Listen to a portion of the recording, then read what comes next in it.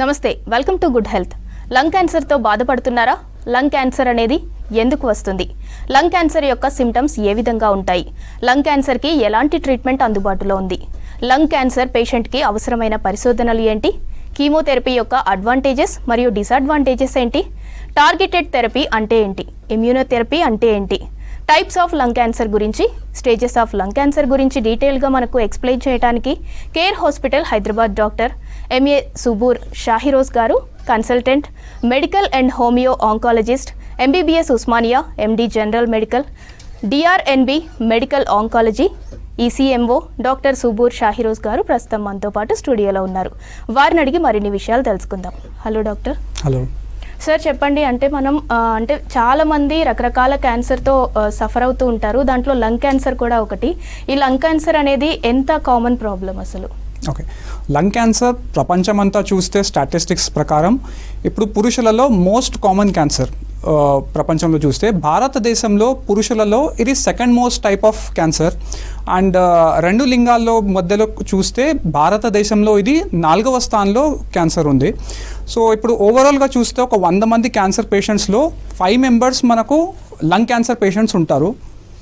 So ఇది కామన్గా ఇప్పుడు మనకున్న స్టాటిస్టిక్స్ ప్రకారం lung cancer problem. Sir, lung cancer యొక్క రిస్క్ ఫ్యాక్టర్స్ ఏ విధంగా ఉంటాయి? ఓకే, లంగ్ క్యాన్సర్కి రిస్క్ ఫ్యాక్టర్స్ మల్టిపుల్ ఉంటాయండి. అందులో అత్యంత ముఖ్యమైనది ధూమపానం. సో సిగరెట్, బీడీ తాగడం వల్ల మోస్ట్ కామన్గా లంగ్ క్యాన్సర్ రావచ్చు. దాంతోపాటు ప్యాసివ్ స్మోకింగ్ అనేది, అంటే ఎవరైనా దగ్గరలో నిల్చొని సిగరెట్, బీడీ తాగడం వల్ల ఆ గాలి మనం పీల్చుకుంటే మనకు కూడా లంగ్ క్యాన్సర్ వచ్చే అవకాశం ఉండొచ్చు. దాంతోపాటు ఎయిర్ పొల్యూషన్ లేదా ఏదైనా కొన్ని కెమికల్ ఫ్యాక్టరీస్లో పనిచేసినప్పుడు, ఉదాహరణంగా ఆస్బెస్టాస్, సిలికా, క్రోమియం, కాడ్మియం ఇలాంటి కెమికల్ ఫ్యాక్టరీస్లో పనిచేస్తున్నప్పుడు కూడా ఊపిరితిత్తుల క్యాన్సర్ వచ్చే అవకాశం ఎక్కువ ఉంటుంది. దీంతోపాటు కొంతమందికి గతంలో వేరే క్యాన్సర్ కోసం ఛాతీకి రేడియేషన్ తీసుకున్నప్పుడు, ఉదాహరణంగా రొమ్ము క్యాన్సర్కి లేదంటే లింఫోమాస్కి ఛాతీకి రేడియేషన్ చికిత్స జరిగినప్పుడు కూడా లంగ్ క్యాన్సర్ వచ్చే అవకాశం ఉంటుంది. దీంతోపాటు ఫస్ట్ డిగ్రీలో అంటే మొదటి స్థాయిలో ఉన్న ఫ్యామిలీ మెంబర్స్కి లంగ్ క్యాన్సర్ ఉన్న వాళ్ళకు కూడా, అలాంటి వ్యక్తులకు కూడా లంగ్ క్యాన్సర్ వచ్చే అవకాశం ఎక్కువ ఉంటుంది వేరే వాళ్ళతో కంపేర్ చేస్తే. సార్, లంగ్ క్యాన్సర్ యొక్క సిమ్టమ్స్ ఏ విధంగా ఉంటాయి? అలాగే లంగ్ క్యాన్సర్ని అసలు ఎట్లా డయాగ్నోస్ చేస్తారు? Okay, so lung cancer symptoms అనేది లంగ్ క్యాన్సర్ ఏ స్థితిలో ఉంది దాన్ని బట్టి సిమ్టమ్స్ ఉంటాయి యూజువల్గా. సో స్టార్టింగ్లో మనకు లంగ్ క్యాన్సర్ వల్ల వచ్చిన సిమ్టమ్స్ అనేది దగ్గు, ఆయాసం, ఛాతీలో నొప్పి, దగ్గినప్పుడు గలలో లేకుంటే ఉమ్ములో రక్తం రావడం, గొంతు మారడం, మెడలో వాపుల్లాగా రావడం, ఇవి కొన్ని కామన్గా జరిగే లక్షణాలు ఉంటాయి. దీంతోపాటు లంగ్ క్యాన్సర్ ఒకవేళ ఇతర బాడీ పార్ట్స్లో కూడా స్ప్రెడ్ అయినప్పుడు అలాంటివి వేరే లక్షణాలు రావచ్చు. ఫర్ ఎగ్జాంపుల్, లివర్లో ఒకవేళ క్యాన్సర్ స్ప్రెడ్ అయినప్పుడు దానివల్ల కామర్లు లేకుంటే కడుపు ఉబ్బడం ఇలాంటివి లక్షణాలు రావచ్చు. అలానే మెదడులో క్యాన్సర్ స్ప్రెడ్ అయినప్పుడు తలనొప్పి, వామిటింగ్స్, ఫిట్స్ ఇట్లాంటివి లక్షణాలు రావచ్చు. అండ్ ఎముకలలో క్యాన్సర్ స్ప్రెడ్ అయినప్పుడు ఎముకల నొప్పి, నడుము నొప్పి ఇలాంటివి లక్షణాలు కూడా రావచ్చు. సో దీనికి డయాగ్నోసిస్ చేయాలంటే మనకు ఇట్లాంటివి ఏదైనా సిమ్టమ్స్ ఉన్నప్పుడు, మనకు సస్పిషన్ ఉన్నప్పుడు ముందుగా మేము ఛాతీకి ఎక్స్రే లేదా ఛాతీకి సిటీ స్కాన్ చేపిస్తాం. ఈ ఎక్స్రే లేదా సిటీ స్కాన్లో ఏదైనా గాయంలాగా కనపడితే క్యాన్సర్ కన్ఫర్మ్ చేసుకోవడానికి బయాప్సీ చేపియాల్సి వస్తుంది. ఈ బయాప్సీ అనేది మనము సిటీ స్కాన్ ద్వారానే చేయొచ్చు లేదా ఎండోస్కోపీ గైడెడ్ కూడా చేయొచ్చు. సో బయాప్సీలో మనకు క్యాన్సర్ కన్ఫర్మ్ అయిపోయినాక ఇది ఏ స్టేజ్లో ఉందో తెలుసుకోవాలి. సో స్టేజ్ తెలుసుకోవడానికి హోల్ బాడీ పెట్ స్కాన్ అని ఒక స్కానింగ్ చేపిస్తాం. అది తల నుండి కాళ్ళ వరకు స్కానింగ్ చేస్తాము. దాంతోపాటు మెదడుకి ఎంఆర్ఐ స్కానింగ్ కూడా అవసరం పడుతుంది. సో స్టేజ్ ఒక్కసారి తెలుసుకున్నాక మనకు ట్రీట్మెంట్ పరంగా కూడా కొన్ని టెస్టులు అవసరం పడతాయి. దానికి ఏంటంటే బయాప్సీ చేసిన శాంపుల్లోనే కొన్ని స్పెషల్ టెస్ట్ చేస్తాం. అదేంటంటే మామూలుగా క్యాన్సర్లో కొన్ని మ్యూటేషన్స్ అని వస్తాయి. అవి మనకు ట్రీట్మెంట్ పరంగా సహాయం చేస్తుంది. ఆ బయాప్సీలో ఈ స్పెషల్ టెస్ట్ చేస్తే మనకు పేషెంట్కి ఎలాంటివి ట్రీట్మెంట్ ఇవ్వచ్చు, కీమోథెరపీయా లేకుంటే టార్గెటెడ్ థెరపీయా లేకుంటే ఇమ్యూనోథెరపీ ఎట్లాంటివి ఆ పేషెంట్కి వాడాల్సిన అవసరం ఉన్న టెస్ట్ మనం ఆ బయాప్సీ శాంపుల్లో చేయొచ్చు. సో ఇవి టెస్ట్ చేస్తే మనకు క్యాన్సర్ కన్ఫర్మ్ అవుతుంది. తర్వాత స్టేజ్ తెలుస్తుంది, మనకు ఏ రకమైన ట్రీట్మెంట్ ఉపయోగపడుతుందో అది కూడా తెలుస్తుంది మనకు. సార్ బయాప్సీ అంటున్నారు, బయాప్సీ అంటే ఏంటి అసలు? సో బయాప్సీ అనేది మామూలుగా క్యాన్సర్ గడ్డలు ఊపిరితిత్తులో ఉన్నా లేదంటే వేరే బాడీ పార్ట్స్లో ఉన్నప్పుడు ఒక కంతిలాగా ఫామ్ అవుతాయి. దాన్ని మనము ఆ పేషెంట్కి ఆ భాగంకి కొంచెం మత్తులాగా ఇచ్చి ఒక చిన్న సూది పెట్టి ఆ గాయం నుంచి లేదా ఆ గడ్డ నుంచి చిన్న పీస్ తీసి ల్యాబొరేటరీకి టెస్ట్కి పంపిస్తాము. దాన్ని బయాప్సీ అంటారు. అది సేఫ్గా ఉంటుంది అండ్ ఓపీ బేసిస్లో అట్లా చేయొచ్చు. సార్ లంగ్ క్యాన్సర్లో కూడా టైప్స్ ఉంటాయా? ఉంటే ఒకసారి వాటి గురించి డీటెయిల్గా మాకు ఎక్స్ప్లెయిన్ చేయండి. సో లంగ్ క్యాన్సర్ చాలా వేగ్ టర్మ్ అండి. సో అందులో కూడా ఇప్పుడు రకరకాల క్యాన్సర్స్ ఉంటాయి. అందులో ముఖ్యంగా 2 రకాల లంగ్ క్యాన్సర్ ఉంటుంది. ఒకటేమో స్మాల్ సెల్ లంగ్ క్యాన్సర్ అంటారు, రెండోది non small cell lung cancer. ఇది బ్రాడ్ క్లాసిఫికేషన్. ఇప్పుడు నాన్ స్మాల్ సెల్ లంగ్ క్యాన్సర్లో కూడా రకరకాల టైప్స్ ఆఫ్ క్యాన్సర్స్ ఉంటాయి. అందులో అడినోకార్సినోమా అని, స్క్వేమస్ సెల్ కార్సినోమా, న్యూరోఎండోక్రైన్ ట్యూమర్స్, ఇవి రకరకాల నాన్ స్మాల్ సెల్ క్యాన్సర్స్ ఉంటాయి. సో ఈ రెండిటికి ఎందుకు డిఫరెన్స్ చేయాలంటే వీటికి ట్రీట్మెంట్ పరంగా చాలా డిఫరెన్స్ ఉంటుంది, దీనికి ప్రోగ్నోసిస్ వైజ్ కూడా చాలా డిఫరెన్స్ ఉంటుంది. సార్ లంగ్ క్యాన్సర్ అంటే దాంతో సఫర్ అవుతున్న పేషెంట్కి ఎలాంటి ఇన్వెస్టిగేషన్స్ అవసరం అవుతాయి? ఓకే, సో ఇన్వెస్టిగేషన్ అంటే ముందే చెప్పాను మీకు, ముందు మనకు క్యాన్సర్ కన్ఫర్మ్ చేయడానికి బయాప్సీ చేయించుకోవాల్సి వస్తుంది. ఒక్కసారి క్యాన్సర్ కన్ఫర్మ్ అయిపోతే అది ఏ స్టేజ్లో ఉందో తెలుసుకోవడానికి పెట్ స్కాన్ ఇంకా మెదడుకి ఎంఆర్ఐ స్కానింగ్ చేయించాలి. తర్వాత ఆ బయాప్సీలో మనకు ఏ టైప్ ఆఫ్ ట్రీట్మెంట్ అవసరం పడుతుందో దాన్ని బట్టి కొన్ని స్పెషల్ టెస్టింగ్ అట్లా చేయాల్సి వస్తుంది. దాన్ని మ్యూటేషన్ టెస్టింగ్ అంటారు. సార్ లంగ్ క్యాన్సర్లో కూడా స్టేజెస్ ఉంటాయా? ఉంటే ఒకసారి వాటి గురించి కూడా మాకు డీటెయిల్గా ఎక్స్ప్లెయిన్ చేయండి. సో లంగ్ క్యాన్సర్లో వేరే క్యాన్సర్స్ లాగా కూడా స్టేజెస్ ఉంటాయి. స్టేజెస్ అంటే మనకు క్యాన్సర్ శరీరంలో ఏ స్థితిలో ఉంది అలా వివరిస్తుంది. సో వేరే క్యాన్సర్స్ లాగా లంగ్ క్యాన్సర్లో కూడా 4 స్టేజెస్ ఉంటాయి. స్టేజ్ 1 అండ్ స్టేజ్ 2 ప్రాథమిక జబ్బు వ్యవస్థ. అందులో ఏంటంటే క్యాన్సర్ కణాలు కొన్ని వాటికి కూడా ఊపిరితిత్తులో ఉన్న నార్మల్ క్యాన్సర్ సెల్స్ మీద అటాక్ చేసి దాన్ని ఫామ్ చేస్తుంటాయి. సో 3వ స్టేజ్ క్యాన్సర్ అంటే అది లోకల్లీ అడ్వాన్స్డ్ క్యాన్సర్ అంటారు. అందులో ఏంటంటే చాలా వరకు క్యాన్సర్ సెల్స్ అనేది ఊపిరితిత్తులకు సంబంధించిన కణాలను వ్యాపిస్తుంది. తర్వాత 4వ స్టేజ్ క్యాన్సర్ అంటే బాడీలో ఇతర ఆర్గన్స్లో కూడా స్ప్రెడ్ అవ్వడం, దాన్ని 4వ స్టేజ్ క్యాన్సర్ అంటారు. సో 4వ స్టేజ్ క్యాన్సర్ అంటే అది చివరి స్టేజ్, దాన్ని మెటాస్టాటిక్ స్టేజ్ కూడా అంటారు. సో ఒకవేళ ఊపిరితిత్తులో ఉన్న క్యాన్సర్ లివర్లో స్ప్రెడ్ అయినా లేదా బ్రెయిన్స్లో లేదంటే ఎముకలలో స్ప్రెడ్ అయితే అది 4వ స్టేజ్ క్యాన్సర్ అంటారు దాన్ని. సార్ లంగ్ క్యాన్సర్కి ఎలాంటి ట్రీట్మెంట్ అందుబాటులో ఉంది? సో లంగ్ క్యాన్సర్కి ట్రీట్మెంట్ అనేది స్టేజ్ బట్టి ఉంటుంది.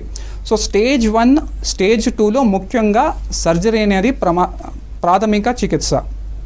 సో ఎవరికైతే సర్జరీ ఇష్టం లేదో లేదా కొందరు పేషెంట్స్ వీల్ గారు లేదా వాళ్ళకు ఉన్న వేరే జబ్బుల వల్ల బీపీ, షుగర్ లేకుంటే హార్ట్ ప్రాబ్లమ్స్ వల్ల సర్జరీ వీల్ లేనప్పుడు దానికి ఒక స్పెషల్ టైప్ ఆఫ్ రేడియేషన్ ఇవ్వచ్చు, దాన్ని SBRT అంటారు. సో ఇది స్టేజ్ 1, స్టేజ్ 2లో మామూలుగా మనం చేసే ట్రీట్మెంట్. ఐదర్ సర్జరీ చేయొచ్చు లేదంటే సర్జరీ వీల్ కానప్పుడు రేడియేషన్ ఇవ్వచ్చు దానికి. 3వ స్టేజ్లో ఏంటంటే అది కొంచెం అడ్వాన్స్ స్టేజ్ ఉంటుంది 2వ స్టేజ్తో కంపేర్ చేస్తే. దానికి వీల్ ఉన్నప్పుడు సర్జరీ చేయాల్సి వస్తుంది అండ్ సర్జరీకి ముందు, సర్జరీ తర్వాత కీమోథెరపీ అవసరం పడుతుంది. స్టేజ్ 3లో కొన్నిసార్లు సర్జరీ చేయడానికి వీలు కాదు, అలాంటప్పుడు దానికి radiation plus chemotherapy combination treatment ఇవ్వాల్సి వస్తుంది. సో స్టేజ్ 3 క్యాన్సర్స్లో కూడా ఏంటంటే చాలాసార్లు జబ్బు మళ్ళీ తిరిగి వచ్చే ఛాన్సెస్ ఎక్కువ ఉంటాయి. అలాంటప్పుడు ఆ ఛాన్సెస్ని మనం తగ్గించడానికి రేడియేషన్ అండ్ కీమోథెరపీ అయిపోయినాక పేషెంట్స్కి మేము ఇమ్యూనోథెరపీ అని ఒక చికిత్స ఆఫర్ చేస్తాం. అది కూడా ఒక 1-2 ఇయర్స్ వరకు మెయింటెనెన్స్ థెరపీ లాగా అనేది ఉపయోగపడతాం. తర్వాత 4వ స్టేజ్ క్యాన్సర్ వచ్చేసరికి 4వ స్టేజ్ నేను చెప్పినట్టు చివరి స్టేజ్ క్యాన్సర్ అది. అలాంటప్పుడు ఏంటంటే మనం పేషెంట్కి లైఫ్ స్పాన్ లిమిటెడ్ ఉంటుంది. అప్పుడు పేషెంట్కి మనకు ఒకటే ముఖ్యంగా మనకు లక్ష్యం ఏముండాలంటే ఎక్కువ ఇబ్బంది పెట్టకుండా పేషెంట్కి లక్షణాలు ఏవైతే ఉంటాయో అవి కొంచెం తగ్గడానికి ప్రయత్నం చేస్తాం. ఈ లక్షణాలు తగ్గడానికి మనం రకరకాల ట్రీట్మెంట్ వాడచ్చు. మొదటిది కీమోథెరపీ వాడచ్చు, సెకండ్ టార్గెటెడ్ థెరపీ వాడచ్చు, 3వది ఇమ్యూనోథెరపీ అని వాడచ్చు, లేదా దీనికి కాంబినేషన్ లాగా కూడా కొన్నిసార్లు వాడాల్సి వస్తుంది. ఇది కాకుండా 4వ స్టేజ్ క్యాన్సర్ పేషెంట్స్కి ఎముకలలో జబ్బు స్ప్రెడ్ అయినప్పుడు చాలాసార్లు నొప్పులు అట్లా ఉంటాయి, నడుము నొప్పి లేకుంటే ఎముకలలో నొప్పులు ఉంటాయి. అలాంటప్పుడు ఆ ఉన్న ఒక్క లొకేషన్కి రేడియేషన్ ఇచ్చి కొంత పర్సంటేజ్ వరకు మనం ఆ నొప్పుల్ని పేషెంట్ బాధల్ని తగ్గియచ్చు. దాన్ని పాలియేటివ్ రేడియేషన్ అంటారు. దాంతోపాటు పేషెంట్కి కాంప్రహెన్సివ్గా ట్రీట్మెంట్ జరగాల్సి వస్తుంది. పేషెంట్ న్యూట్రిషన్ సంబంధించినది, ఇన్ఫెక్షన్స్ రాకుండా రకరకాల ట్రీట్మెంట్, సిమ్టమ్స్ లక్షణాలు తగ్గించడానికి మనం 4వ స్టేజ్ క్యాన్సర్లో ట్రీట్మెంట్తో పాటు ఇవి కూడా సపోర్ట్ చేయాల్సి వస్తుంది. సో ఇన్ బ్రీఫ్గా మనకు ఈ టైప్స్ ఆఫ్ ట్రీట్మెంట్స్ అవైలబుల్ ఉన్నాయి. సార్ ఒక కాలర్ ఉన్నారు, కుమార్ గారు. Hello hello madam. కుమార్ గారు హలో వినిపిస్తుంది. కుమార్ గారు, డాక్టర్ గారు ఉన్నారు, మాట్లాడండి. సార్ నమస్కారం సార్. నమస్తే అండి, చెప్పండి సార్. సార్ అయితే ఇది మేము కొంచెం ఇట్లా ఫ్యాక్టరీలో పనిచేస్తాం సార్, ఎన్టీపీసీలో. ఏ ఫ్యాక్టరీలో సార్? అక్కడ కొంచెం NTPC power plant. Okay okay, right sir.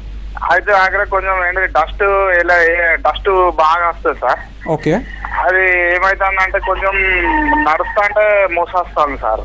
Okay. అది మరి హార్ట్కి సంబంధించిన ప్రాబ్లమ్ అని చెప్పి లిపిడ్ ప్రొఫైల్ టెస్ట్ అన్ని చేయించుకుంటే అది ఏం లేదు, ఓకే. కాకపోతే మోసొస్తుంది సార్ నడుస్తా అంటే. ఓకే సార్, నేను కొన్ని ప్రశ్నలు అడగొచ్చా మిమ్మల్ని? అడగండి సార్. ఏజ్ ఎంత సార్ మీది? సార్ నాది 30 సార్. ఓకే. మీకు అంతకుముందు ఏమైనా సిగరెట్ కానీ బీడీ కానీ అలవాట్లు ఉండేనా సార్? అదేం లేదు సార్, ఈ ప్లాంట్లకు పోయి ఒక 6 months నుంచే స్టార్ట్ అయింది సార్ ఇది ఇట్లా బ్రీత్ వచ్చుడు. ఓకే. సో నేను అంతకుముందు కొంచెం బ్రీఫ్గా డిస్క్రైబ్ చేసినట్టు కొంచెం ఇట్లాంటివి లక్షణాలు ఉంటే ఒక్కసారి ఛాతీకి ఎక్స్రే చేయించుకొని మీరు ఏదైనా ప్రాబ్లం ఉంటే ముందు తెలుసుకోవచ్చు, దానికి అవసరం పడిన చికిత్స కూడా తీసుకోవచ్చు. సో ముందు ఒకసారి ఫిజిషియన్ లేకుంటే ఊపిరితిత్తులకు సంబంధించిన డాక్టర్ దగ్గర కలిసి ఛాతీకి ఎక్స్రే చేయించుకోండి. అందులో సపోజ్ ఒకవేళ ఏం ప్రాబ్లం లేదంటే మీరు వరేవాల్సిన అవసరం లేదు. సపోజ్ అందులో ప్రాబ్లం ఉంటే దానికి ముందుగా ఎలా చేయాలో మేము గైడ్ చేయగలుగుతాం మీకు. సార్ కీమోథెరపీ అంటున్నారు ఇందాక, కీమోథెరపీ అంటే ఏంటి, ఒకసారి దాని గురించి డీటెయిల్గా మాకు ఎక్స్ప్లెయిన్ చేయండి. అండ్ అలాగే ఎలాంటి కండిషన్లో ఉన్న పేషెంట్కి కీమోథెరపీ ప్రిఫర్ చేస్తారు? ఓకే. సో కీమోథెరపీ అనేది మామూలుగా కొన్ని పదార్థాలు ఉంటాయి. ఇవి ఏంటంటే క్యాన్సర్ సంబంధించిన కణాలను యాక్ట్ చేస్తాయి. సో కీమోథెరపీ మనం యూజువల్గా ఐదర్ ఇంజెక్షన్ ఫామ్ లాగా ఇవ్వచ్చు, సలైన్ బాటిల్తో కలిపి ఇవ్వచ్చు, లేదా టాబ్లెట్స్ ద్వారా కూడా ఇవ్వచ్చు. సో కీమోథెరపీతో మనకు మెయిన్గా అడ్వాంటేజెస్ ఏముంటాయంటే కీమోథెరపీ చాలా వేగంగా పనిచేస్తుంది. సో సపోజ్ ఎవరైతే మన దగ్గర అడ్వాన్స్ స్టేజ్లో ఊపిరితిత్తుల క్యాన్సర్ పేషెంట్స్ ఉన్నారో వాళ్ళకు లక్షణాల వల్ల తొందరగా ట్రీట్మెంట్ స్టార్ట్ చేసినప్పుడు మనకు ఆ మ్యూటేషన్ టెస్ట్ నేను అంతకుముందు డిస్క్రైబ్ చేసింది యూజువల్గా టైం టేకింగ్ ఉంటుంది. అది కనీసం అది 10 రోజులు టైం పడవచ్చు ఆ టెస్ట్ రిపోర్ట్ రావడానికి. మనకు అంత టైం లేనప్పుడు పేషెంట్కి చాలా లక్షణాలు ఉన్నాయి, చాలా సిమ్టమ్స్ ఉన్నాయి, ట్రీట్మెంట్ తొందరగా స్టార్ట్ చేసినప్పుడు కీమోథెరపీ మనకు ముఖ్యంగా మార్గం ఉంటుంది. అప్పుడు కీమోథెరపీ ఇచ్చినప్పుడు పేషెంట్కి ఆ క్యాన్సర్ కణాలు తొందరగా తగ్గిపోతాయి.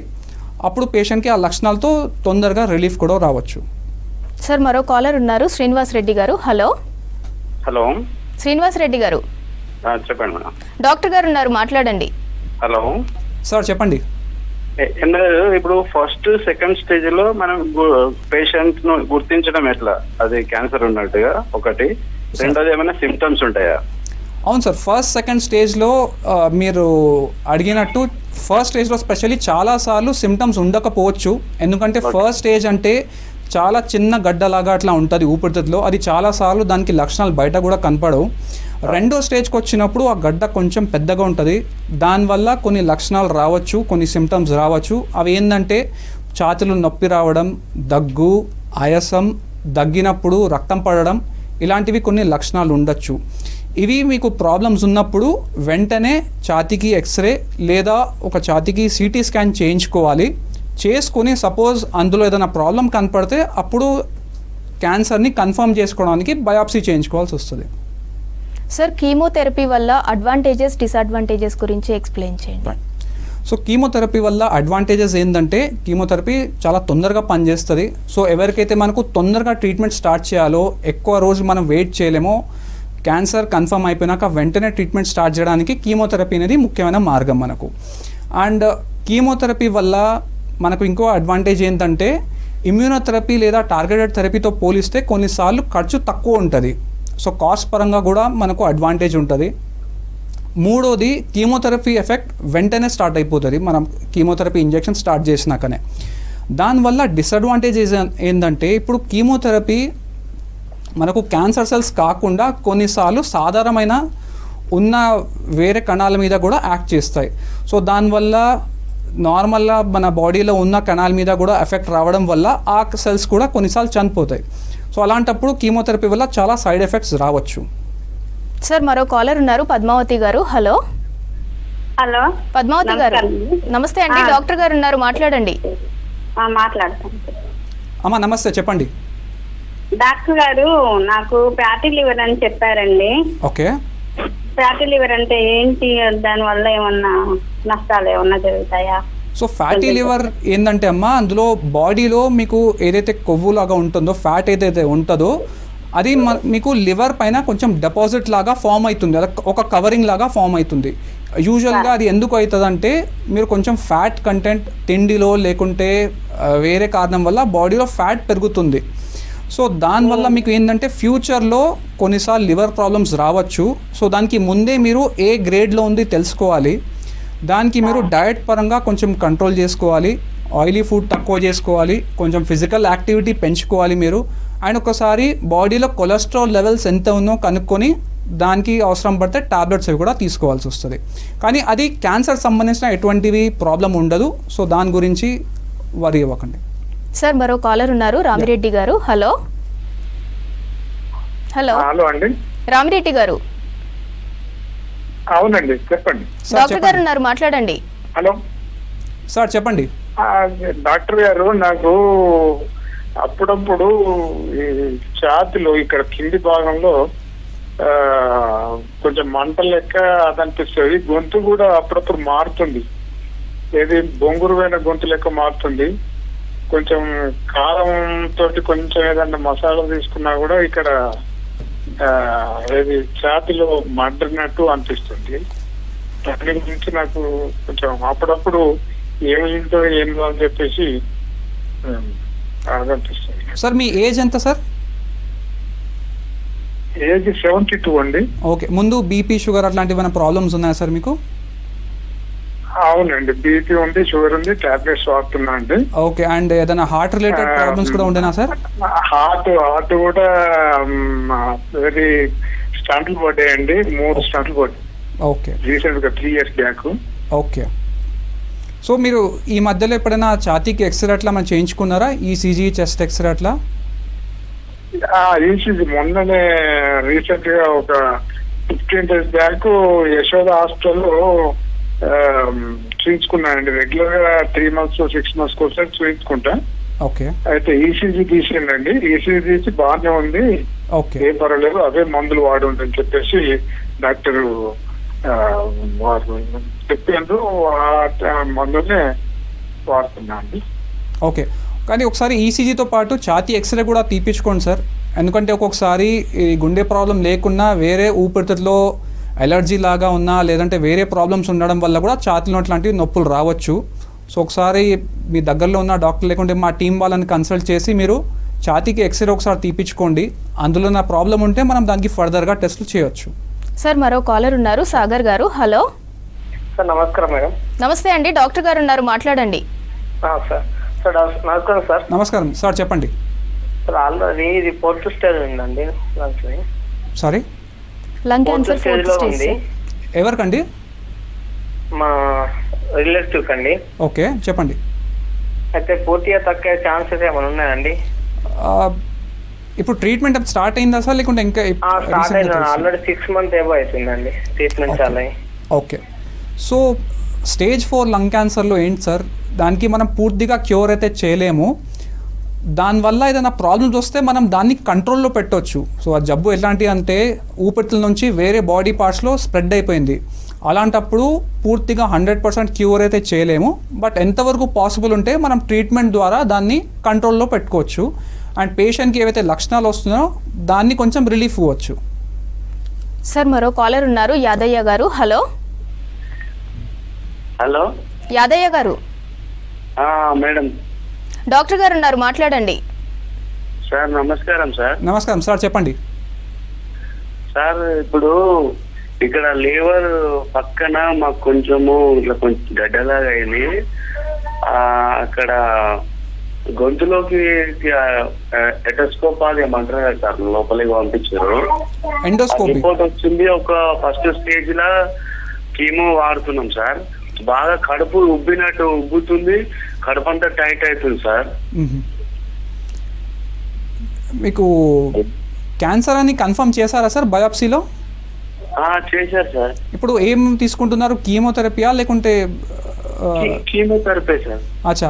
సో అది ఒక్కసారి లివర్లోకి అయిందంటే కొంచెం అడ్వాన్స్ స్టేజ్లోనే ఉన్నట్టుంది సార్ అది. సో దానివల్లనే ఒక లక్షణం మనకు కడుపు ఉబ్బడం అనేది అడ్వాన్స్ స్టేజ్ క్యాన్సర్ లక్షణం అది. సో కీమోథెరపీ తీసుకున్నప్పుడు మీకు జబ్బు కొంచెం కంట్రోల్ అయితే ఆటోమేటిక్గా మీకు కొంచెం సిమ్టమ్స్లో కూడా తక్కువ వస్తుంది. సార్ మరో కాలర్ ఉన్నారు, కృష్ణారెడ్డి గారు. హలో. హలో అండి. కృష్ణారెడ్డి గారు, డాక్టర్ గారు ఉన్నారు, మాట్లాడండి. డాక్టర్ గారు సార్ చెప్పండి. గుడ్ ఆఫ్టర్నూన్ అండి. Good afternoon. యాక్చువల్గా మా బ్రదర్ రీసెంట్ గానే క్యాన్సర్ వచ్చి చనిపోయారండి. ఏం క్యాన్సర్ సార్? యాక్చువల్గా బోన్ క్యాన్సర్ వచ్చింది, బట్ అది కంప్లీట్ గా స్ప్రెడ్ అయ్యి లంగ్స్ లో కూడా వెళ్ళి లాస్ట్ లో కొంచెం శ్వాస ఇబ్బంది అయి చనిపోయాడు. ఓకే. ఏజ్ ఎంత ఉండే సార్ మీ బ్రదర్కి అప్పుడు? 20 years సార్. 20 years. ఓకే, చెప్పండి సార్. సార్ యాక్చువల్గా ఇది అంటే ఎర్లీగా డిటెక్ట్ చేయడానికి ఏమన్నా ఉందా సార్ మామూలుగా? అంటే యాక్చువల్గా మాకు వచ్చే వరకు తెలియదు, వచ్చిన 6 months లోనే ఇట్లా అయిపోయింది సార్. ఓకే. సో ఒక్కొక్క క్యాన్సర్కి డిఫరెంట్ లక్షణాలు ఉంటాయండి. ఇప్పుడు నేను ఇవాళ ఊపిరితిత్తుల క్యాన్సర్ గురించి మాట్లాడుతున్నా. అప్పుడు ఏంటంటే కొన్ని లక్షణాలు తక్కువ స్టేజ్లో ఉన్నప్పుడు అసలు ఫస్ట్ స్టేజ్లో చాలాసార్లు లక్షణాలు ఏమి ఉండవు, అందుకే జబ్బు బయటపడదు. రెండో స్టేజ్ మూడో స్టేజ్లో వచ్చేసరికి అందులో ఛాతీలు నొప్పి, దగ్గు, ఆయాసం ఇట్లాంటివి లక్షణాలు రావచ్చు. అండ్ బోన్ క్యాన్సర్కి యూజువల్గా సిమ్టమ్ ఏంటంటే ఎక్కడైనా ఎముకలలో గడ్డ రావడం లేకుంటే నొప్పి ఉండడం, ఇవి లక్షణాలు ఉంటాయి. అట్లాంటివి సిమ్టమ్స్ ఉంటే వెంటనే డాక్టర్ దగ్గర వెళ్ళి టెస్టులు చేయించుకోవాలి, బయాప్సీ చేయించుకొని కన్ఫర్మ్ చేయాలి. దాని తర్వాత దానికి అవసరం ఉన్న ట్రీట్మెంట్ తీసుకోవాలి. సార్ మరో కాలర్ ఉన్నారు, బ్రహ్మయ్య చౌదరి గారు. హలో. హలో బ్రహ్మయ్య గారు. మేడం. డాక్టర్ గారు ఉన్నారు, మాట్లాడండి. సార్ చెప్పండి. హలో బ్రహ్మయ్య గారు వినిపిస్తుంది, డాక్టర్ గారు ఉన్నారు, మాట్లాడండి. మాట్లాడతాను. డాక్టర్ గారు నమస్తే సార్. నమస్తే అండి, చెప్పండి సార్. సార్ నాకు 2010లో లంగ్ క్యాన్సర్. ఓకే సార్, మీ వాయిస్ బ్రేక్ అవుతుంది సార్. 2010లో లంగ్ క్యాన్సర్. ఓకే. 2010లో లంగ్ క్యాన్సర్ వచ్చిందండి. ఓకే. 2000 వచ్చింది. ఓకే అండి, చెప్పండి, వినిపిస్తుంది. వినిపిస్తుందండి? వినిపిస్తుంది, చెప్పండి. అయితే ఇక్కడ Guntur coastal hospital, omega hospital, NTR hospital, మన ఈ కృష్ణ గారి ఈ హాస్పిటల్ మొత్తం అన్ని చూపించాము. ఓకే. ఇప్పుడు తగ్గలేదు, 4th స్టేజ్ అని చెప్పారు. ఓకే, చెప్పండి, వినిపిస్తుంది. చెప్తే మామూలుగా మేము గుజరాత్ వెళ్ళి ఆయుర్వేదిక్ మెడిసిన్ వాడానండి. ఓకే. అయితే ఒక 8 నెలలు 9 నెలలు ట్రీట్మెంట్ తీసుకున్న తర్వాత మళ్ళీ చూపిస్తే ఇక్కడ ఎన్టీఆర్ హాస్పిటల్లో మళ్ళీ తీసుకెళ్లి చూపిస్తే 70% క్లియర్ అని చెప్పారు. ఓకే. అసలు మీరు పేషెంట్ మీరు కాదు, మీకు ఎలా తగ్గింది, నేను ఎందుకు పంపించేసాం కానీ. అయితే ఇప్పుడు మెడిసిన్ మామూలు కొన్నాళ్ళు కంటిన్యూ చేశాను, బాగానే ఉంది. ఇప్పుడు మళ్ళీ ఏమైనా టెస్టులు చెప్పాలి సార్?